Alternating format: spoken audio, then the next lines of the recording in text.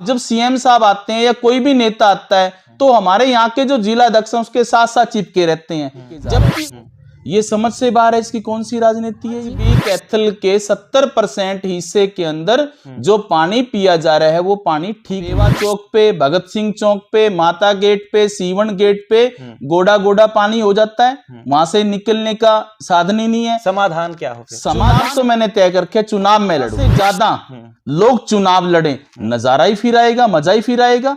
शहर में राजनीतिक माहौल बेहद गर्म हो चुका है। आपको पता होगा शनिवार को सीएम मनोहर लाल खट्टर कैथल आए थे और उसके बाद अलग अलग जगह उनके चाय के दौरों पे थी, तो चाय पॉलिटिक्स भी चली, किसके यहाँ चाय पे गए और किसके यहाँ चाय पे नहीं गए।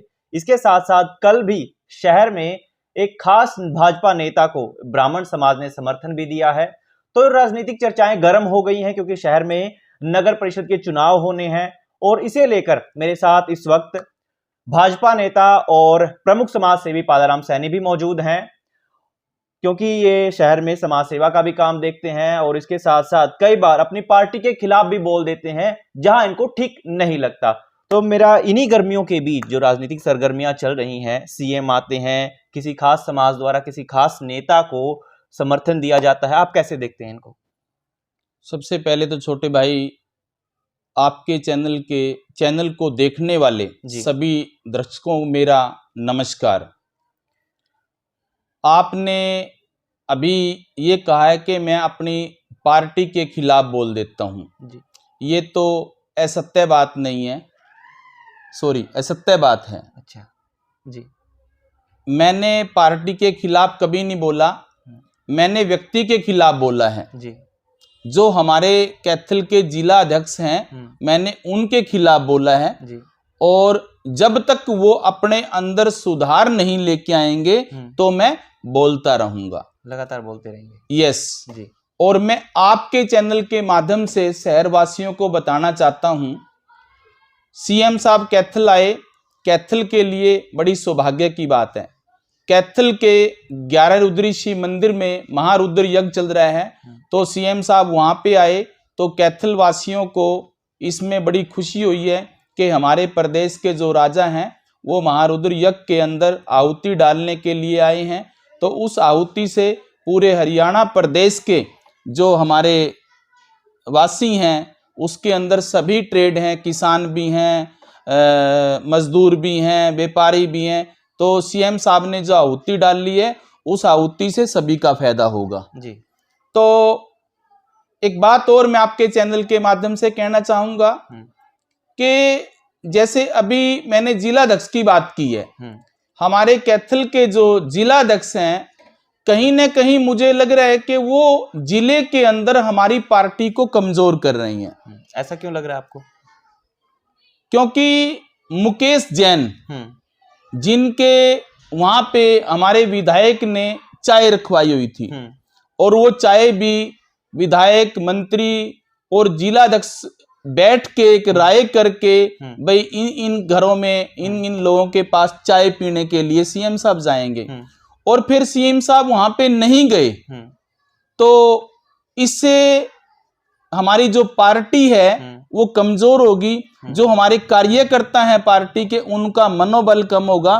तो मुझे लगता है कि जो ये हमारा जिला अध्यक्ष है ना, ये पार्टी का जो ग्राफ है उसको बहुत नीचे लेके जा रहा है। ये समझ से बाहर है इसकी कौन सी राजनीति है। ये एक टिकट की दावेदारी को लेकर भी चर्चाएं चल रही हैं कि जिनकी यहाँ वो चाय पे गए उनकी टिकट पक्की और जिनके यहाँ नहीं गए उनकी टिकट कट गई।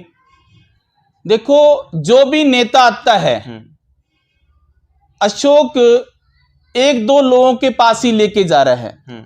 मैं उन लोगों के नाम नहीं लूंगा, शहर समझदार है। पीछे भी प्रदेश अध्यक्ष हमारे आए थे तब भी वहीं पे गए, मुख्यमंत्री आए तब भी वहीं पे गए। तो आम जो कार्यकर्ता है, मेरा अपना मानना है हमारी पार्टी अच्छी पार्टी है। हमारे प्रदेश के जो मुख्यमंत्री हैं माननीय मनोहर लाल जी, व्यक्ति तब के धनी हैं, उन्होंने गरीब का भला किया है। तो मेरा मानना ये है कि हमारे जिले के जिला अध्यक्ष को जो गरीब व्यक्ति है, जो एक सिंपल कार्यकर्ता है, सिंपल कार्यकर्ता के घर पे चाय रखवानी चाहिए। उससे क्या होगा, पार्टी की साख बनेगी। जिन लोगों को ऑलरेडी सीएम साहब पहले जानते हैं, जिन लोगों की पहले ही तवज्जो है, उनके घर पे चाय रखवाने का मतलब क्या है पूरा शहर जानता है। आपकी भी मंशा थी कि आपके यहाँ भी आए चाय पे वो? मेरे तो छोटे भाई 2 साल से मेरे कैथल जिले, जो मेरा जिला है और जो जिले का मेरा ऑफिस है बीजेपी का, मेरे पास तो 2 साल से किसी तरह का भी कोई मैसेज नहीं है। मेरे पास तो हमारे जो बड़े भाई हैं, आदरणीय यहाँ के जो हमारे विधायक हैं लीला राम जी, उनका मेरे पास मैसेज आया था कि भाई आपका मेरी कोठी पे लंच है, मैं वहां पे गया हूं, मैं लंच भी करके आया हूं, बड़ा स्वादिष्ट लंच बना हुआ था। सीएम साहब से मिले आप वहां? नहीं, वहां पे रस ज्यादा था, तो रस की वजह से मैं मिल नहीं पाया। इच्छा थी मेरी मिलने की, लेकिन रस ज्यादा था, मैं मिल नहीं पाया हूं।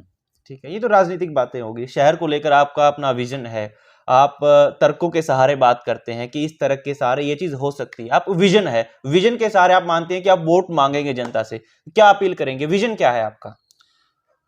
छोटे भाई, आपके चैनल के माध्यम से बताना चाहता हूं, विजन कैथल के अंदर जो सबसे बड़ी समस्या है आज पीने के पानी की है। कैथल का 70% जो एरिया है उसके अंदर शुद्ध पानी नहीं है। तो बड़े बड़े नेता यहाँ पे आए हैं, उन नेताओं ने यहाँ पे काम किया है, अपने अपनी टर्म के अंदर काम किया है, लेकिन आज भी कैथल के 70% हिस्से के अंदर जो पानी पिया जा रहा है वो पानी ठीक नहीं है। जैसे ये पूरी मेरी चंदाना गेट की बेल्ट है, अर्जुन नगर की बेल्ट है, शक्ति नगर की बेल्ट है, इसमें पानी साफ नहीं है। जल ही जीवन है। जब जल हमें सही नहीं मिल रहा तो हम जिएंगे कैसे? कितने लोग हैं जिनके पेट के अंदर पथरी है जी। किसी को काला पीलिया है, किसी को कोई दिक्कत है, किसी को कोई दिक्कत है, उसका रीजन सबसे बड़ा पानी ही है। हमारे यहाँ का पानी ठीक नहीं है। तो समाधान क्या हो फिर ऐसे में? समाधान है, अगर भगवान का आशीर्वाद मिलता है और कैथल की जनता का आशीर्वाद मिलता है तो मेरे पास समाधान है। चंदाना गांव हमारे से 5 किलोमीटर दूर है। चंदाना गांव के पास हम नगर परिषद की तरफ से 10-15 बड़े समर्सिबल लगाएंगे, पाइप दबा के जितने भी बूस्टर हैं उन बूस्टरों से हम जोड़ देंगे। वो कहते हैं कि दादा ले और पोता बरते। नहर के पास जब ट्यूबवेल लगता है उसका पानी मीठा होता है, ठंडा होता है, और नहर के पास लगे ट्यूबवेल का पानी का जो चोया है वो भी डाउन नहीं होता, क्योंकि नहर रिश्ती रहती है। मैं किसान का बेटा हूं तो वहां पे चोया भी डाउन नहीं होगा। तो इस तरह मैंने हर बारी हर साथी के चैनल के माध्यम से बोला है कि पानी का अरेंजमेंट हम कर सकते हैं।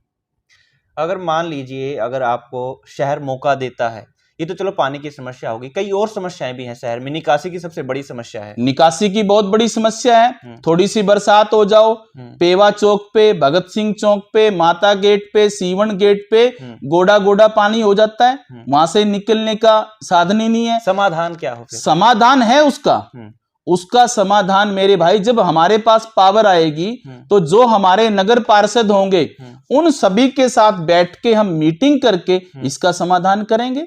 बड़े नाले बनाएंगे, वहां नाले बना के एक कमरा बना के वहां पे हम पंप रखेंगे।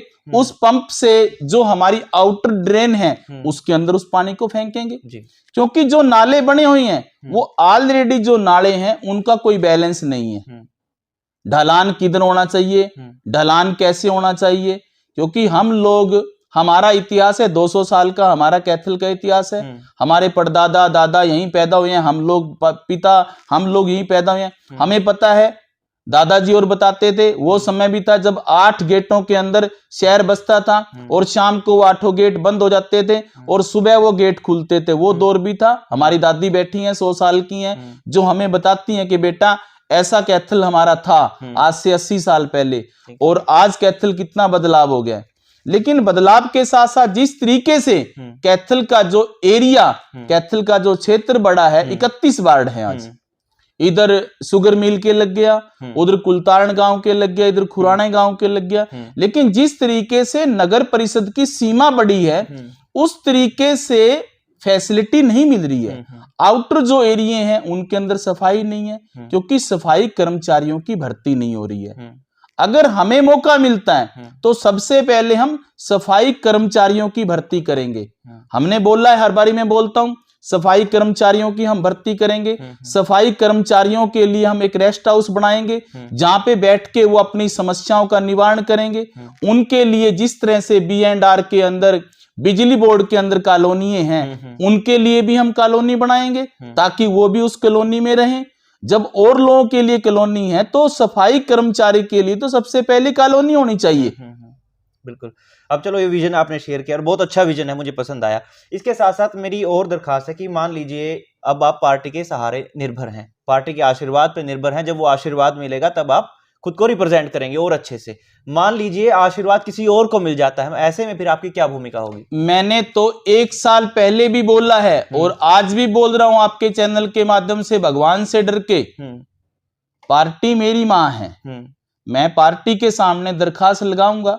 अभी परसों मेरी हमारे जो प्रदेश के महामंत्री हैं डॉक्टर पवन सैनी जी, उनसे बात हुई थी कि भाई साहब मैं मेहनत कर रहा हूं ग्राउंड के ऊपर, अच्छा मुझे टिकट दी जाए, मैं जीत के आपकी झोली में, सरकार की झोली में, हमारी पार्टी की झोली में डाल लूंगा ये सीट। क्या जवाब आया उनका? तो वो बोले ठीक है जी, हम आपके लिए कोशिश करेंगे, हम आपके लिए प्रयास करेंगे। अगर कहीं पार्टी मेरे साथ भेदभाव करती है तो मैंने तो बोल रखा खुल के मैं चुनाव लड़ूंगा, लेकिन मेरी आस्था, जो मेरा मन, जो मेरा दिमाग है वो भाजपा में है, भाजपा में था और भाजपा में रहेगा। क्योंकि भाजपा के अंदर कुछ ऐसे नेता हैं, जैसे हमारे देश के प्रधानमंत्री हैं, अच्छे काम कर रहे हैं। यूपी के मुख्यमंत्री हैं योगी आदित्यनाथ जी, बड़े अच्छे काम कर रहे हैं। हमारे प्रदेश के जो मुख्यमंत्री हैं माननीय श्री मनोहर लाल जी, जिन्होंने गरीब के घर में चूल्हा जगाया है, जिन्होंने लास्ट पंक्ति में खड़े व्यक्ति को नौकरी दी है। तो ऐसे ऐसे जो हमारे प्रदेश के मुखिया हैं, उनसे मैं प्रभावित होकर मेरी जो आस्था है वो पार्टी के अंदर है, पार्टी के अंदर रहेगी। हाँ, चुनाव तो मैंने तय करके चुनाव में लड़ूंगा। लेकिन आप मान के चल रहे हैं, दावेदार तो बहुत हैं, लिस्ट लंबी है काफी। कोई दिक्कत नहीं है। मैं तो ये चाहता हूं कि मैं बचपन में कबड्डी खेलता था, जितनी ज्यादा टीमें आएंगी उतना ज्यादा मजा आएगा, उतना ज्यादा रस होगा। मैं तो ये कहता हूं कि ज्यादा से ज्यादा लोग चुनाव लड़े, नजारा ही फिर आएगा, मजा ही फिर आएगा। 20-30 लोग चुनाव लड़े, वो अभी से डंड बैठ के मारनी शुरू करें। टक्कर किससे मानते हैं आप अपनी? छोटे भाई, वो तो वक्त बताएगा कौन कौन कैंडिडेट मैदान में आते हैं, कौन कौन कैंडिडेट पर्चा भरते हैं, तो वो तो गर्भ में है। आपने खेल की बात कही, खिलाड़ी तो पहले से अनुमान लगा देता है कि मेरा दुश्मन ये है। नहीं, जब राजनीतिक जब खिलाड़ी कपड़े उतार के ग्राउंड में जाता है, वो देखता है सामने मेरी टीम कैसी है, तब पता लगता, उसको ऐसे नहीं पता लगता। अच्छा, तो आप क्या मान के चल रहे हैं, इस बार फाइट टफ होगी या मुकाबला कैसा एक तरफा होगा? जिस तरह से मैं शहर में घूम रहा हूं, जिस तरह से मुझे 36 बिरादरी का, उसके अंदर अग्रवाल बंधु भी आ गए हैं हमारे भाई, पंजाबी समाज भी आ गया है, ब्राह्मण समाज का तो हमेशा ही मेरे ऊपर आशीर्वाद रहा। लेकिन अभी ब्राह्मण समाज ने किसी खास नेता को अपना समर्थन दिया। मैं अपनी बात कर रहा हूं, ब्राह्मण समाज का मेरे ऊपर हमेशा आशीर्वाद रहा है, वाल्मीकि समाज का मेरे ऊपर आशीर्वाद रहा है, चमार समाज का मेरे ऊपर आशीर्वाद रहा है, और जो मेरा अपना समाज है वो तो मेरे साथ कंधे से कंधे मिला के खड़ा है। हर बिरादरी ये चाहती है कि अब की बारी पालाराम सैनी को मौका दो, क्योंकि मैं अपने स्कूल के अंदर जो लास्ट पंक्ति के अंदर व्यक्ति खड़ा है उनको मैं शिक्षा दे रहा हूं, और शिक्षा से ही हम अपने जीवन को, अपने परिवार को, अपने रोजगार को चला सकते हैं। मेन शिक्षा ही है। बिल्कुल, शिक्षा से बड़ा कोई काम नहीं है। शिक्षा का जो दान है वो सबसे बड़ा दान है। अभी हमने आप लोगों के चैनल के माध्यम से घोषणा की थी कि कैथल सिटी के अंदर जिन लड़कियों के पिताजी नहीं है या जिन घरों में लड़कियां नहीं है, उन ऐसी 200 बेटियों को, या जिसके पिताजी सैनिक हैं जो बॉर्डर के ऊपर हमारी रक्षा कर रही हैं, ऐसी 200 बेटियों को हम अपने स्कूल के अंदर पहली से लेके +2 तक फ्री शिक्षा देंगे। तो इतनी अच्छी जो योजनाएं हम चला रहे हैं हमारे स्कूल के अंदर, तो इसीलिए पूरा शहर हमें आशीर्वाद दे रहा है। शहर के लोग आते हैं, युवा भी आते हैं। तो पार्टी के आशीर्वाद की जरूरत ही नहीं है फिर तो, जब शहर आशीर्वाद दे रहा है आपको। पार्टी में मैं हूं, पार्टी का आशीर्वाद मेरे साथ है और पार्टी का आशीर्वाद मेरे साथ रहेगा। मैंने कहा है आपको कि मेरी जो आस्था है, जो मेरा दिल और दिमाग है, वो पार्टी के अंदर है। पार्टी के अंदर अच्छे नेता हैं, पार्टी के अंदर अच्छे लोग हैं। हमारी जो पार्टी है वो हिंदुओं की पार्टी है और हमारी पार्टी 36 बिरादरी की पार्टी है। हमारी पार्टी सबका मान सम्मान करती है। तो इन विचारों से मैं पार्टी के अंदर हूं। सिर्फ जो दिक्कत है हमारे यहाँ पे, मैंने बोला स्टार्टिंग में कि हमारे यहाँ के जो जिलाध्यक्ष है ना, वो पार्टी को बिल्कुल नीचे गिरने लग रहे हैं। अभी जैसे सीएम साहब की मुकेश जैन के वहां पे चाय थी, तो सीएम साहब की चाय, वो मुकेश जैन की चाय काटी है, तो मुकेश जैन हमारे पार्टी के कार्यकर्ता हैं, वो पार्टी के नेता हैं। तो उससे क्या होगा? उससे पार्टी को लॉस होगा, उससे पार्टी को लॉस होगा, कार्यकर्ता का मनोबल घटता है। अब जब सीएम साहब आते हैं या कोई भी नेता आता है, तो हमारे यहाँ के जो जिलाध्यक्ष हैं उसके साथ साथ चिपके रहते हैं, जबकि उसका राइट बनता है, उसका फर्ज बनता है कोई नेता आए। और अब तो प्रदेश के राजा आए थे, 20, 30, 50 कार्यकर्ताओं को मिलवाना चाहिए, परिचय करवाना चाहिए, ये फलाना है जी, ये फलाना है जी, ये इतना अच्छा काम कर रहे हैं, लेकिन वो नहीं, किसी का भी परिचय नहीं है। उसके माइंड के अंदर तो ये है कि मैं सर्वोसर्वा हूं, वो ज्यादा लंबा चलने वाला नहीं है। इस तरह से तो हमारी पार्टी, जो उसका रवैया है, उससे हमारी पार्टी का जो ग्राफ है वो गिरने लग रहा है। तो मैं आपके चैनल के माध्यम से बताना चाहूंगा ऊपरले नेताओं को कि इसके अंदर सुधार लाने की जरूरत है। अब चलो, जिला स्तर पर जो नेतृत्व है वो ठीक नहीं है, आप ऐसा मान रहे हैं, फिर ऐसे में आपकी दाल तो मुश्किल से गलेगी फिर पार्टी में।